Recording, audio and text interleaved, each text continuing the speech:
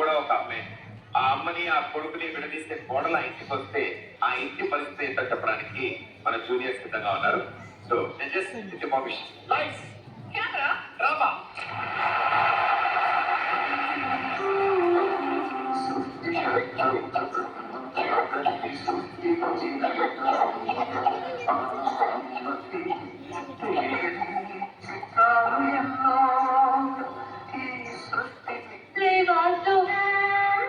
ఎప్పుడు వస్తావురా? ఈ ప్రాణం నీకమే ఎదురు చూస్తున్నా.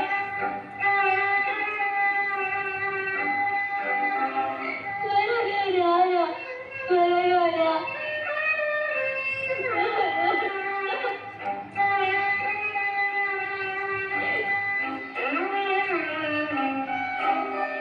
హలో హలో, డాక్టర్ గారు అండి. చెప్పండి. నేనండి ప్రారంభమని మీరు ఈరోజు రమ్మని చెప్పారు, కానీ నా కొడుకు దుబాయ్లో ఉంటున్నాడు. మనం వస్తామని చెప్పాడు. ఇప్పుడు రాగానే వచ్చి కలుస్తాం. మీ హెల్త్ కండిషన్ అస్సలు బాలేదు. ఆ విషయం మీకు కూడా తెలుసు. అసలు మీ పరిస్థితి మీ అబ్బాయికి చెప్పారా? మీరు ఇప్పుడు ఎమర్జెన్సీ కండిషన్లో ఉన్నారు. త్వరగా ట్రీట్మెంట్ చేయాలి. నాకేం ప్రాబ్లం లేదు, తర్వాత మీ ఇష్టం. రాగానే వచ్చి కలుస్తాం డాక్టర్. సరే.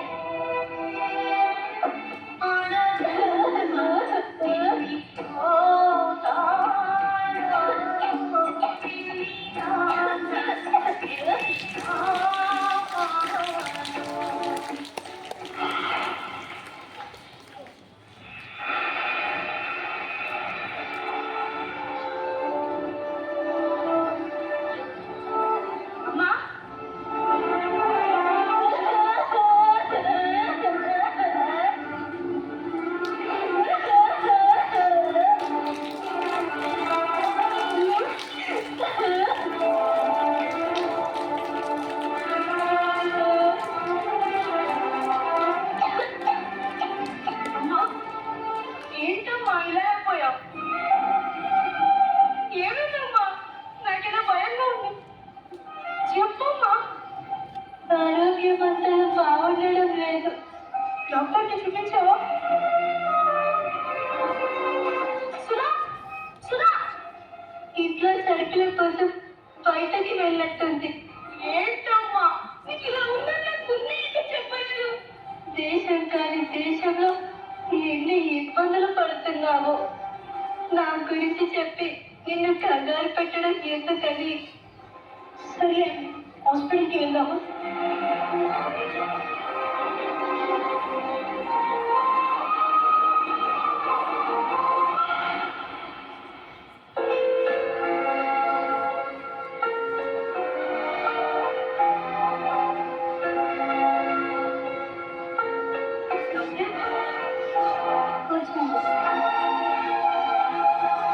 మీరు నా కొడుకమ్మ ఈరోజు దుబాయ్ వచ్చాడు. మీ అమ్మగారి కండిషన్ మీకు తెలుసా? ఉద్యోగాలు డ్యూటీలు ఇంపార్టెంటే కాదనట్లేదు, కానీ కుటుంబం కూడా ఇంపార్టెంటే కదా. మీరు వచ్చే వరకు ప్రాణం ఆగుతుందా? కొంచెం కూడా రెస్పాన్సిబిలిటీ లేకపోతే ఎలా అండి? సారీ, నిజంగా నాకు తెలియదు డాక్టర్. తెలిసి నెగ్లెక్ట్ చేసేవాళ్ళు కాదు. మా అమ్మ అంటే నాకు ప్రాణం doctor. Okay okay, hold on. మా అమ్మగారు, మీరు కాస్త బయట వేసుకోండి.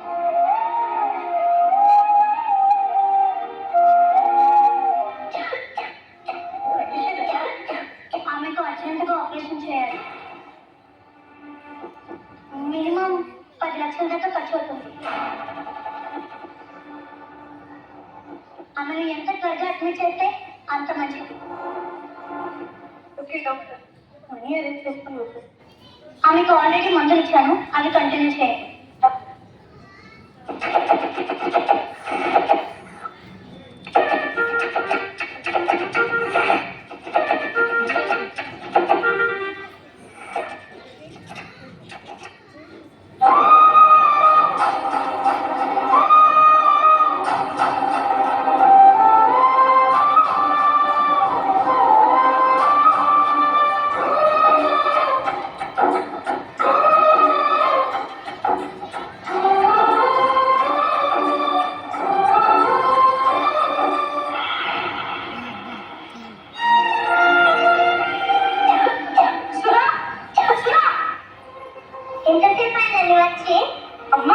బాలేదని నాకు ఎందుకు చెప్పలేదు? నిన్నే అడిగేది. నెల నెల డబ్బులు పంపిస్తున్నాడా? ఏం చేస్తున్నావు? ఏదో అమ్మేస్తా అంటున్నారు. అది తెలుసా? ఆ విషయం మీకు కూడా చెప్పాను. మనమే కనుక్కుందామన్నారు. అందుకే డబ్బులు జాగ్రత్త చేస్తున్నా. అమ్మ కంటే నాకు ఏది ఎక్కువ కాదు. ముందు బ్యాంకుకి వెళ్ళి మొత్తం డబ్బు తీసుకురా. అమ్మ ఆపరేషన్కి కట్టాలి. ఇన్ని డబ్బులు చాలు. ఫ్రెండ్స్ని కలిసి నేనున్నానమ్మా, నీకేం కాదు.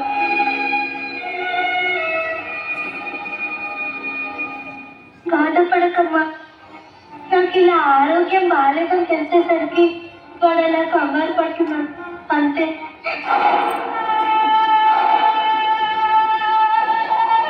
నువ్వు మాట్లాడకు. రాకాయ కిట్టి కోసం చెప్పాల్సింది చెప్పి తిట్టించా. అయినా నీకేం చేశాను? తెచ్చులేకుండానే పెడతావా ఇళ్ళల్లో? నేనున్నానా? సొంతింటిగా ఆట లేదనుకుంటే ఈ జన్మకి. ఇల్లు కొనుక్కుందామని రూపాయి కూడా పెడితే ఈ రోజు పెద్ద మొత్తం చెప్తున్నా.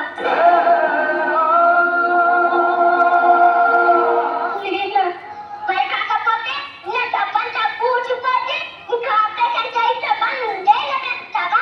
మా అమ్మ అయితే 4 ఏళ్ళు అయ్యాయో, కానీ మేము 100 ఏళ్ళు బ్రతకాలి. అది ఈ అద్దె గొప్పలు. ఇప్పటికైనా అక్కడ నేను ఇక్కడ బ్రతుకుతున్నా. ఓ పిల్ల లేదు, ఫీజు లేదు, జీవితం చివరికి వచ్చింది. పిల్లల భవిష్యత్తు గురించి కనీసం ఆలోచన లేదు. ఈ మాత్రం దానికి అమ్మో మా అమ్మ, అమ్మో మా అమ్మ ఆయన పేరు పల్లాయట. చిచ్చే నేనేం చేయను. ఎన్ని ఎనక చరణాలు లేవు, వాటిలో ఎంతమంది లేరు. పోయి ఎదురుగా చూసుకో, లేదంటే చావు. మమ్మల్ని మాత్రం చంపకు. చిచ్చే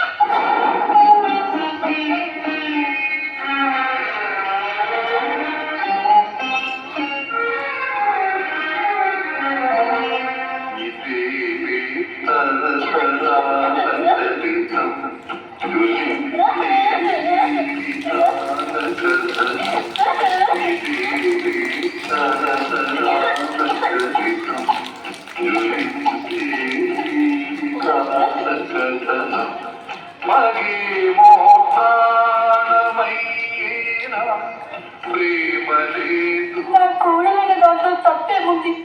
ఇప్పుడు నేను బ్రతికి మాత్రం ఎవరిని తరించేది? నా బిడ్డల భవిష్యత్తు నాకు ముఖ్యం. వాళ్ళ జీవితానికి ఆటంకానికి నేను అర్థం కాకూడదు. ఎవరి తలరాత ఎవరు రాస్తారు? దైవమున్నాడు, నడుపుతున్నాడు, నడుపుతున్నాడు. ఎవరి తలరాత ఎవరు రాస్తారు? దైవమున్నాడు, నడుపుతున్నాడు, నడుపుతున్నాడు.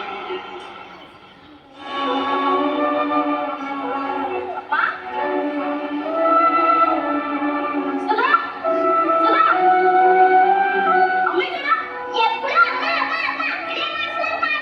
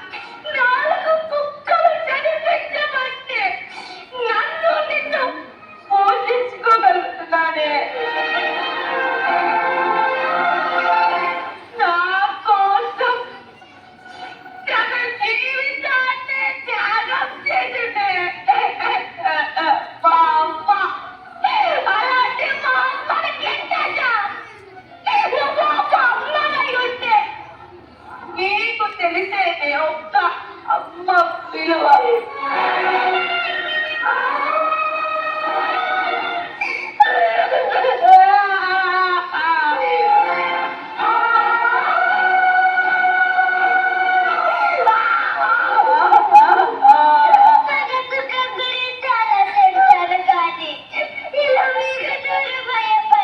తెచ్చుకుంటున్నానని గ్రహించలేకపోయాను. తప్పు చేశాను, నన్ను క్షమించండి. వెళ్ళి వస్తే గాని తీసుకొచ్చా.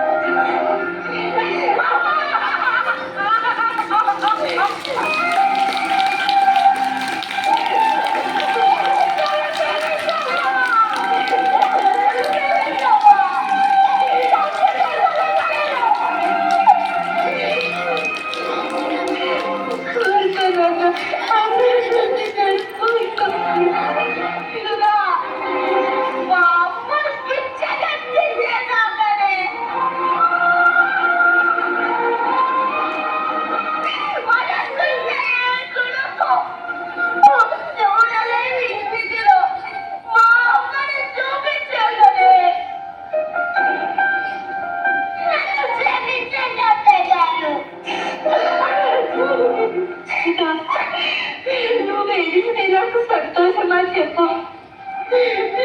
ఎలా అడుగుతున్నాను? ఏ తల్లిదండ్రులైనా తన బిడ్డల జీవితాన్ని బాగుపడాలని కోరుకుంటాం. అంతేగాని రోగాలు రావాలని, వచ్చిన రోగాలకు బిడ్డల జీవితాలు బలిపెట్టాలని అనుకో.